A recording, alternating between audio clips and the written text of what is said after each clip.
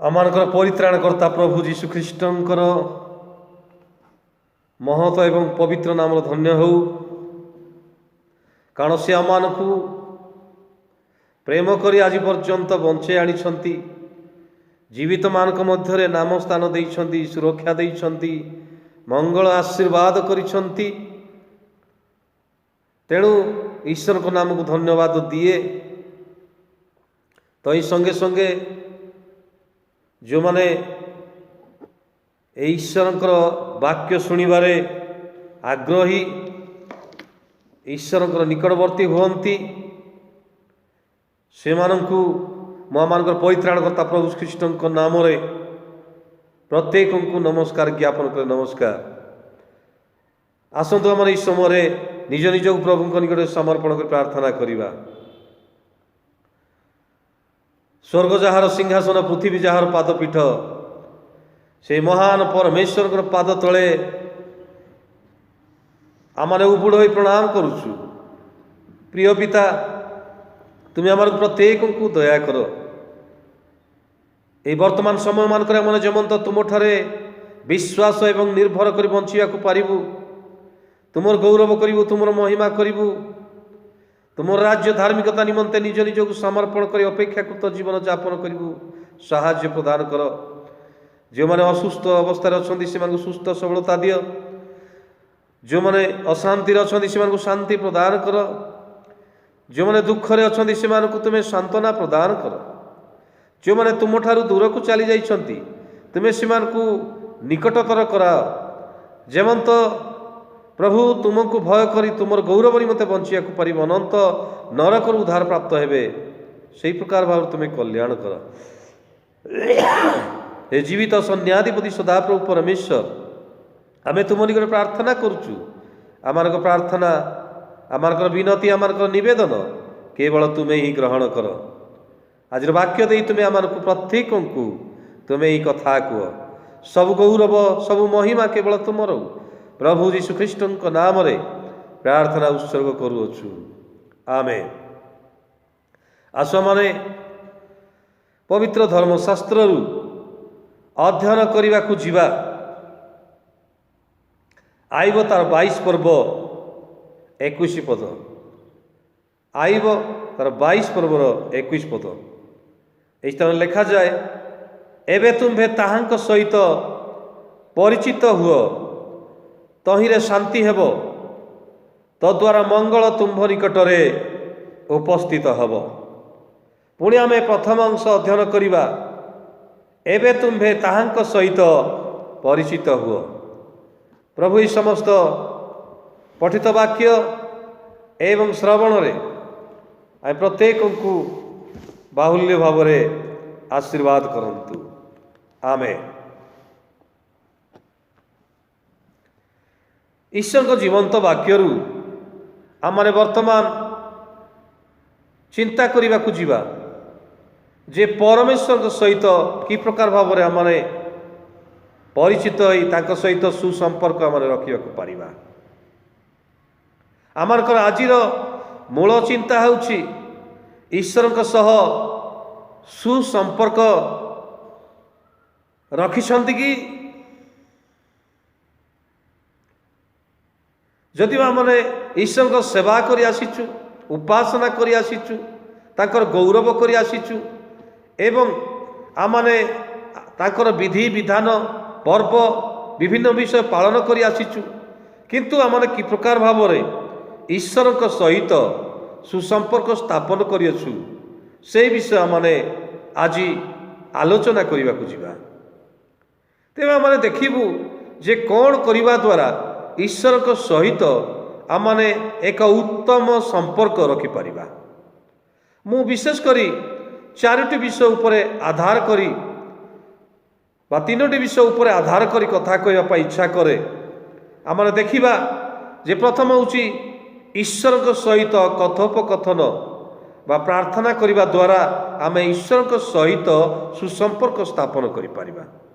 द्वितीय विषय होउची जे ईश्वर को प्रेम करने द्वारा, तार अर्थ ताकर वाक्य को पालन करने द्वारा ईश्वर सहित आमर उत्तम संपर्क स्थापन करि पारिबा। तृतीय विषय होउछि जे ईश्वर को आमने पवित्र भाव में मान्य करिबा, समादर करिबा एवं तांकर प्रशंसा करिबा। एई समस्त विषय करिबा द्वारा ईश्वर को सहित आमनकर निगूढ़ संपर्क स्थापित हो पारिबो। तेबे आमने चिंता करिबा को जीवा प्रथम कथा आमने देखुथिलु जे ईश्वर को सहित कौन करिबा द्वारा माने सुसंपर्क स्थापन करि चली पारिबा। प्रथम विषय होछि ईश्वर को सहित माने कथोपकथन बा प्रार्थना करिबा द्वारा, वाक्य ध्यान करिबा द्वारा आमने ईश्वर को सहित सुसंपर्क आमने स्थापन करि पारिबा। जेतेबेला माने विलाप 2 पर्वर 18 पद से स्थान देखिबा, जिरमिया ए प्रकार भाव में स्थान में प्रकाश करती जे लोकमार्ग हृदय सदाप्रभु निकट प्रार्थना कला तो ये हृदय प्रार्थना करुच्ची। हृदय रे सबु बेले प्रार्थना जागी रहिबार दरकार, लागी रहिबार दरकार। हृदय ईश्वर निकट प्रार्थना करुथिबो, कार्य करुथांतु, सोई थांतु कि जहाँ किछि मध्य करुथांतु, ए हृदय ईश्वर को सहित कनेक्शन थिबो। जेमती माने जदि लिंक फेल हो गला बोली कहि थाउ कि वन वे जेतेबेले आमानकर मोबाइल मध्य आमानकर गोटे साइड हो जाए, आमाने गोटे साइड रे हालो हालो करि थाउ, आ गोटे साइड रे आमाने सुनी पारि न थाउ, गोटे पट आ शुणी पारि थाउ। ए प्रकार भाव में आमने ही थाउ। तेबे आमानकर संपूर्ण कनेक्शन ता थिबा दरकार। लिंक जदि कटि जाए ताले आमार सहित ताकर किछि मध्य संपर्क हो पारिबो नै, कार्य मध्य किछि हो पारिबो नै। तेणु ये आम देखुचु हृदय सदाप्रभु निकट सब बेले प्रार्थना करे, हृदय सहित ईश्वर को सहित हृदय संपर्क सब बेले रोचे। तेणु ज्ञानी सोलोमन प्रकाश करती परम गीत 5 पर्व 2 पदरे, मु निद्रित थली किंतु मोर हृदय जाग्रत थिला, जदि बा से शोइथिले मध्य हृदय जाग्रत अछि, जहाद्वारा हठात जदि शोइथिबा समय मध्य जीशु आसी जाती ताई हृदय जाग्रत थिबा द्वारा से माने चली जिवे। ताहा आमको स्पष्ट भाव प्रकाश करे। तेणु आमने ईश्वर को सहित हृदय रे प्रार्थनार सहित जागिकी रहिबा दरकार। गीत संहिता 84 गीतर 4 पद जेते देखु 4 ରୁ 6 पद मध्य जे जहार हृदय रे सियोनगामी राजपथ अच्छी से लोक धन्य। तार अर्थ यहाँ हूँ सियोन सहित स्वर्ग सहित, स्वर्ग हूँ ईश्वर सिंहासन, पृथ्वी जार पादपीठ, स्वर्ग तांकर बासस्थान अटे। तेबे सेठी जदि जनकर संपर्क रही ताले से दिन जेमंत जाकुब से सहन करथिले, किंतु दूत माने से माने स्वर्ग को एवं पृथ्वी को कौन करुछंती जीवा आसीबा करुछंती। तेबे हृदय सियोनगामी राजपथ जेतेबेले अछि तार अर्थ ख्रीष्ट को सहित ईश्वर को सहित जदि आमर निगूढ़ संपर्क रही ताले आमने केबेले मध्य आमनकर से संपर्कटा कटि जाई परिबो नाही। तेबे प्रार्थना रो संपर्क द्वारा आम ईश्वर को सहित सब बेले कथोपकथन करने द्वारा ही आम सुसंपर्क रखिपर, कथबार्ता कर पड़ो। जमती अब्राहम परमेश्वर को सहित से कौन कर चाली चाली कथबार्ता करी करी से सदम गमोरा आड़ को गति करुँच, जहाँ मैंने से आदि पुस्तक 18 पर्व में ता देखा पार्छ। सही भली परमेश्वर हवा एवं आदमक सहित मध्य प्रत्येक संध्यारे से जाऊले से सहित गमनागमन करते। आदि पुस्तक 3 पर्वर 8 पदरे आम देखा पार्छ। परमेश्वर सहित कि प्रकार सुसंपर्क से थिला जे से माने परमेश्वर सहित कथबार्ता कर, परमेश्वर सहित से माने चलुंट बुलुंट। आज आम से प्रकार भाव में परमेश्वर सहित सब बेले चलवा दरकार, कथबार्ता करथिबा दरकार, गमन करथिबा दरकार। जेमंत से दिन हनक से 365 वर्ष जदि बंची थे 300 वर्ष पर्यंत परमेश्वर सहित से गमनागमन कले बोली अच्छी, परमेश्वर सहित गमनागमन कर। आमे गोटे दिन परमेश्वर सहित चलाबुला करवा कथबार्ता करवा कष्टकर विषय, किंतु हनक से 300 वर्ष पर्यंत परमेश्वर सहित गमनागमन कर सहित कथोपकथन कर। आज से प्रकार होगा दरकार। जदि आम परमेश्वर सहित आम कथबार्ता नहीं, ताहले जदि आम शैतान सहित जगत सहित ये समस्त विषय प्रति जदि आम लालायित से चिंतित कथबार्ता चली जमी से दिन एदन उद्यान हवा आदम थिले, किंतु परमेश्वर जो समय सहित गमनागमन करती शैतान अर्थात सर्पर मध्य शैतान प्रवेश कर सर्प आसी कौन कर कथबार्ता कर सर्पर प्रलोचन पड़ी से कौन करथिला अबाध्य होता एवं परमेश्वर को ठारू दूर को चली जाइतिला, परमेश्वर वाक्यर अबाध्य होता पाप करथिला। तेरे परमेश्वर विरुद्धाचरण करने द्वारा वाक्यर अबाध्य होगा द्वारा पाप करने द्वारा आम कौन हो परमेश्वर ठारू विच्छिन्न हो जाइथाउ, आमार सहित तांकर सुसंपर्क रही न थाए। तेणु ये आम देखु प्रत्येक समय आम परमेश्वर सहित सुसंपर्क रखा गले प्रार्थना नितांत कर आवश्यक। ख्रिस्टियान जीवन में आम प्रार्थनार मध्य शून्यता देखा जाउछि, जहाद्वारा शैतान आमार मध्य को अनेक समय सहजरे प्रवेश करिथाए। सहजरे बेष्टनकारी पाप जोटा आम देखा पार्छु से सहजरे बेष्टनकारी पाप आमार को कौन करुच्ची ना तांको आड़ को नहीं जाउछि, शैतान आड़ को नहीं जाउछि, जगत आड़ को नहीं जाउछि। जगतर चिंता, जगतर भावना, जगत रे केमती खाइबा पीवा बंचिबा केमती कौन करवा पिलामानकर पाई स्वामी स्त्री पाई स्त्री स्वामी पाई आउ सबु प्रकार विषय माने चिंतित व्यतिव्यस्त परिवार विषय घर विषय विभिन्न प्रकार कार्य विषय माने चिंतित होई आमने ईश्वर सहित कथबार्ता करवा ईश्वर विषय चिंता करवा से सब विषय माने छाड़ी दे था, जहाद्वारा शैतान सुजोग प्राप्त होता है आमने परमेश्वर ठारू विच्छिन्न हो जाता। जदि आम परमेश्वर सहित सुसंपर्क स्थापन कर चलने जदि इच्छा करुचु ताले प्रभुकर वाक्य आम को स्पष्ट भाव प्रकाश करे जे गीत संहिता 1 गीतर 2 पदरे जे वाक्य ध्यान करने द्वारा व्यवस्था जार आमोद थाए जे कि दिवारात्र तांकर व्यवस्था ध्यान करे से लोक धन्य। जदि प्रकृत में आम ईश्वर के प्रति प्रेम अच्छी आम सहित परिचित हो जाइचु उत्तम संपर्क अच्छी ताले निश्चय आमर खुशी ताकर प्रति थी आनंद थी। जदि आमर ताकर प्रति खुशी नहीं प्रभुकर प्रति जदि आमर स्नेह नहीं ताले आमने केबेले मध्य कि व्यवस्था प्रति आमर जदि स्नेह नहीं आमोद नहीं ताले केबे आमे ध्यान करिया पाई पढ़िया पाई इच्छा करिवा नहीं। तेणु ये लिखागला जे दीपारात्र ताकर व्यवस्था ध्यान करे से धन्य। व्यवस्था ध्यान जहाकू जदि आम स्नेह करुचु जहाकू प्रेम करुचु ताहले दिन राति तांको विषय आम चिंता करिथाउ, तांको विषय ध्यान करिथाउ, तांको न देखले आमार को भल लगे नहीं।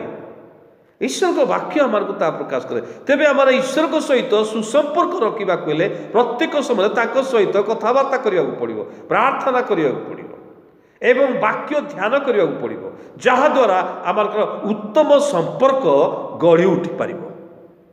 जदि आम ताहा करि पारलु नाही ताहले आम संपर्क दूरे जावा, कहीं बहुत दिन पर्यंत जदि आम जनक सहित कथबार्ता हेबा नाही ऑटोमेटिक आम संपर्क कौन हो छिन्न हो आम परस्पर परस्पर सुख दुख आम जानी पारलु नाही। आस्ते आस्ते आमान मध्य गोटे विच्छिन्नता आसीजिव। से प्रकार भाव में परमेश्वर सहित आम कथबार्ता करने को हेले बा उत्तम संपर्क रखा हेले सब बेले आम कथबार्ता करवा तांको विषय आम ध्यान करथिबा।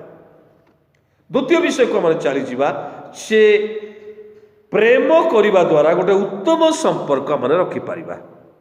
प्रेम करवा कौन प्रेम करवा ईश्वर को प्रेम करवा एवं ईश्वर को प्रेम करवा एवं प्रतिवासी को मध्य माने आत्मतुल्य प्रेम करवा। यहाँ हूँ प्रभुंकर आदेश आज्ञा अटे। এই যে আজ্ঞাটি ଆମେ କ'ଣ କରିବୁ ନା ପ୍ରତିପାଳନ କରିବୁ। ପରମେଶ୍ୱରଙ୍କ ବାକ୍ୟ ଆମକୁ ସ୍ପଷ୍ଟ ଭାବରେ ତାହା କ'ଣ କରେ ପ୍ରକାଶ କରେ। ତେବେ ପ୍ରେମ କରିବାର ଅର୍ଥ ହେଉଛି ଈଶ୍ୱରଙ୍କର ବାକ୍ୟକୁ ପାଳନ କରିବା। ତେଣୁ ଜନ 14:23 ଲେଖାଯାଏ, ଯଦି କେହି ମୋତେ ପ୍ରେମ କରେ ତାହେଲେ ସେ ମୋର ବାକ୍ୟ ପାଳନ କରୁ, ପୁଣି ମୋର ପିତା ତାଙ୍କୁ କ'ଣ କରିବେ ପ୍ରେମ କରିବେ। ତାଙ୍କର ବାକ୍ୟକୁ ଯଦି ଆମମାନେ ପାଳନ କରୁଛୁ ତାହେଲେ ବାସ୍ତବରେ ଆମେ ତାଙ୍କୁ କ'ଣ କରୁଛୁ ପ୍ରେମ କରୁଛୁ।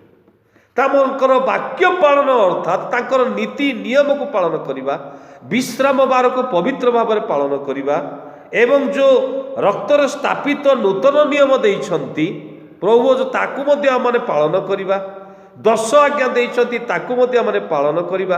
ଏହି ସମସ୍ତ ପାଳନ କରିବା ଦ୍ୱାରା ଆମେ ତାଙ୍କ ସହିତ ଉତ୍ତମ ସୁସମ୍ପର୍କ ଆମେ ସ୍ଥାପନ କରି ଚାଲିପାରିବା। କେବଳ ମାନେ ବାକ୍ୟ ପାଳନ କରିବା ତାହା ନୁହେଁ, ପ୍ରେମ କରିବାର ଅର୍ଥ ହେଉଛି କେବଳ ବାକ୍ୟ ପାଳନ ତାହା ନୁହେଁ, କିନ୍ତୁ ପ୍ରେମ ଦେବା ଦ୍ୱାରା ମଧ୍ୟ ତାହା କ'ଣ ହେଇଥାଏ ନା ପ୍ରକାଶିତ ହେଇଥାଏ। ଦେବା ଦ୍ୱାରା ଆମେ କିଛି ଦେବା ଦରକାର। ଯେଭଳି ଈଶ୍ୱର ଜଗତକୁ ଏତେ ପ୍ରେମ କଲେ ଯେ ସେ ଆପଣଙ୍କର ଅଦ୍ୱିତୀୟ ପୁତ୍ରଙ୍କୁ ଦେଇକି ସେ କ'ଣ କରୁଛନ୍ତି ପ୍ରେମ ପ୍ରକାଶ କରୁଛନ୍ତି। ନିଜର ଏକମାତ୍ର ପୁତ୍ରକୁ ସେ ଜଗତ ନିମନ୍ତେ ଦେଇ ଦେଉଛନ୍ତି। ଆମମାନଙ୍କୁ ମଧ୍ୟ ବାଇବଲ ଆମମାନଙ୍କୁ ପ୍ରକାଶ କରେ ଆମର ମଧ୍ୟ ଯେମନ୍ତ କି ଆଉ ଈଶ୍ୱରଙ୍କ ନିମନ୍ତେ କିଛି ଦେବା ଦରକାର। ପ୍ରେମ କରୁଛୁ ବୋଲି କେବଳ ବାକ୍ୟ ପାଳନ କରିବା ତାହା ନୁହେଁ, ତାର ଅର୍ଥ ପ୍ରେମ କରିବା ଅର୍ଥ ଦେବା ଦ୍ୱାରା ତାହା ପ୍ରେମଟି ପ୍ରକାଶିତ ହେଇଥାଏ। ହିତୋପଦେଶ 23:26 ଯାହା ପ୍ରକାଶ କରେ ଯେ ଆମମାନେ ହୃଦୟ ଦେବା ଦ୍ୱାରା ଆମମାନେ କ'ଣ କରିପାରିବା ନା ତାଙ୍କୁ ପ୍ରେମ କରିପାରିବା। କାରଣ ସେ କୁହନ୍ତି ଯେ ତୁମ୍ଭର ହୃଦୟ ମୋତେ ଦିଅ। କାରଣ এই ହୃଦୟ ହେଉଛି ଅନ୍ତର୍ବାସୀ ପବିତ୍ର ଆତ୍ମାଙ୍କର ମନ୍ଦିର ଅଟେ। ସେ ସେହି ସ୍ଥାନରେ ବାସ କରନ୍ତି। ତେଣୁ ସେ ହୃଦୟକୁ ସେ ଚାହାନ୍ତି। এই ହୃଦୟ ଯେମତା ମାନେ ସୂଚୀକୃତ କରିକି ଈଶ୍ୱରଙ୍କୁ এই ହୃଦୟରେ ସ୍ଥାନ ଦେବା ଏବଂ এই ଜଗତରେ ବସବାସ କରିବା ତାହା ସେ ଚାହୁଁଛନ୍ତି। ଯେତେବେଳେ ଆମେ ମାଥିଓ 22 ଯଦି 32 ମଧ୍ୟ ଦେଖିବା, ତୁମେ ଆପଣଙ୍କ ସମସ୍ତ ଅନ୍ତଃକରଣ, ସମସ୍ତ ପ୍ରାଣ, ସମସ୍ତ ମନ ଦେଇ ପ୍ରଭୁ ଆପଣ ଈଶ୍ୱରଙ୍କୁ ପ୍ରେମ କର। ଈଶ୍ୱରଙ୍କୁ ପ୍ରେମ କରିବା ପାଇଁ କୁହାଯାଉଛି। ତାର ତ ସମସ୍ତ ବିଷୟ ଦେବାକୁ କୁହାଯାଏ। ସମସ୍ତ ଅନ୍ତଃକରଣ, ସମସ୍ତ ମନ, ସମସ୍ତ ପ୍ରାଣ ଦେଇ ଆମେ ଯେମନ୍ତ ଈଶ୍ୱରଙ୍କୁ ପ୍ରେମ କରିବୁ। ପୁଣି ରୋମୀ 12:1 ଯାହା ପ୍ରକାଶ କରାଯାଏ, ହେ ଭାଇମାନେ ଈଶ୍ୱରଙ୍କ ଦୟା ହେତୁ ବିନତି କରୁଅଛି ଯେ ତୁମେ ଆପଣ ଶରୀରକୁ ସଜୀବ, ପବିତ୍ର ଓ ଈଶ୍ୱରଙ୍କ ସୁଗ୍ରାହ୍ୟ ବଳି ସ୍ୱରୂପେ ଆପଣାକୁ ଉତ୍ସର୍ଗ କର। ଏହା ହେଉଛି କ'ଣ? ଯୁକ୍ତିଯୁକ୍ତ ଉପାସନା।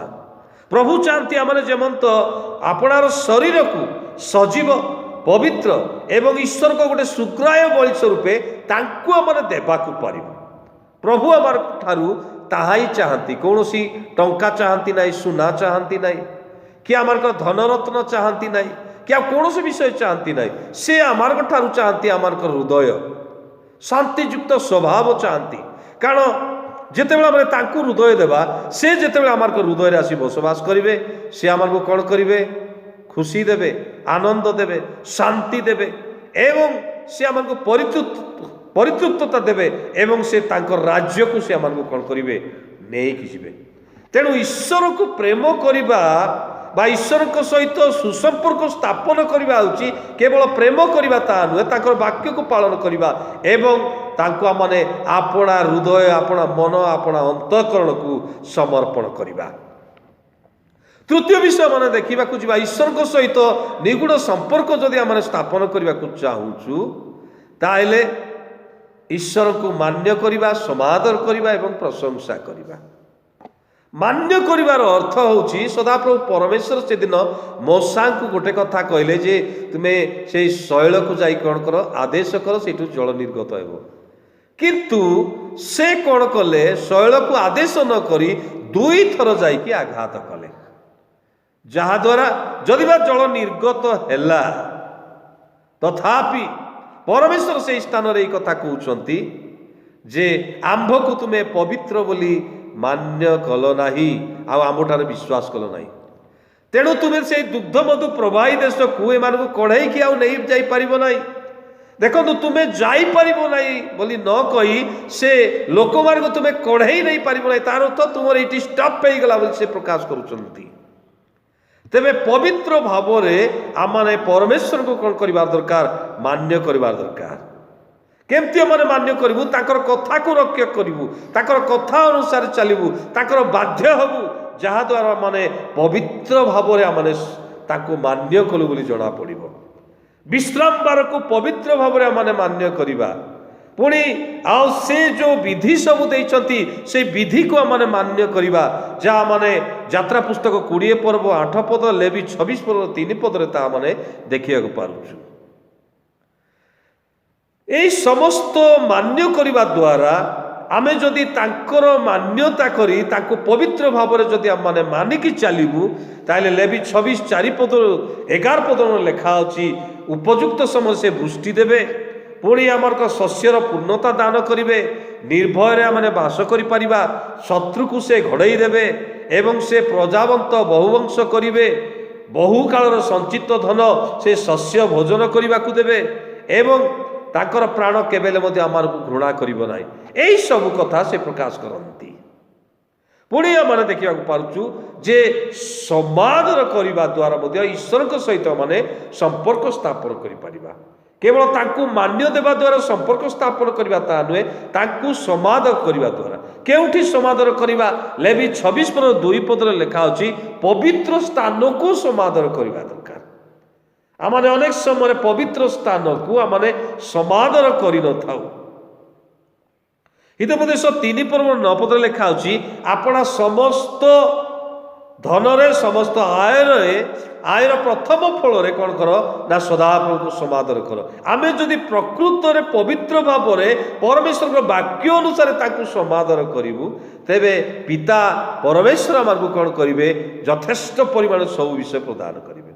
आहरी आम कौटी समादर करवा कौन समादर करवा बाइबल आमको प्रकाश करे जे यात्रा पुस्तक 20 पर्वर 12 पदरे पितामाता को समादर करने कथा लिखा जाइए। पितामाता को आमने समादर करवा पुणी केवल ताहा नुहे मु चिंता करुली जे आमने जो ईश्वर सहित संपर्क रखुचु ताकू प्रशंसा करने द्वारा आम ईश्वर सहित निगूढ़ संपर्क आमने रखा पारिबु।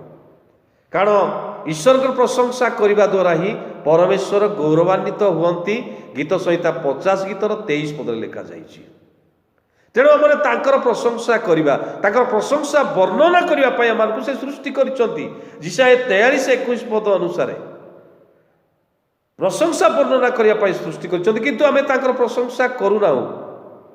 तेणु गीत रचक 146 गीतर 2 पदरे कहले मु बंची जाए सदाप्रभु प्रशंसा करी जो पर्यंतर मोर कौन सी सत्ता थाए से पर्यंत मु कौन करी आपणा परमेश्वर प्रशंसा गान करी प्रशंसा गान करिया पड़िबो जहाद्वारा परमेश्वर सहित आम उत्तम निगूढ़ संपर्क आम स्थापन करी आमने परमेश्वर निमंते आम कड़े पारिबु बंची पारिबु।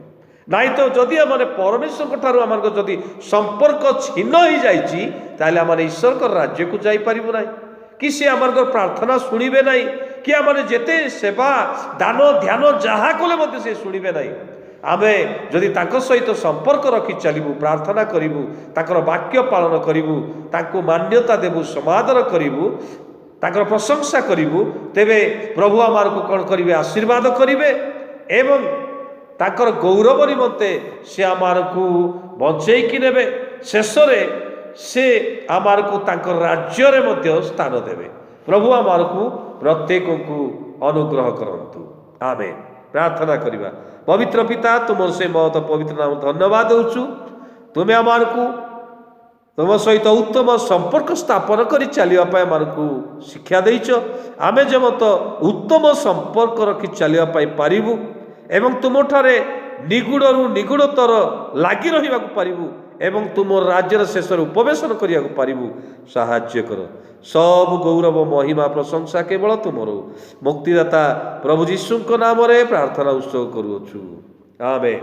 पिता ईश्वर को प्रेम पुत्र जीशु को दया पवित्र आत्मा को सहभागिता शक्ति चेतन चलन प्रेरणा एते बेले आमार प्रत्येक संगे संगे हंतु आमेन।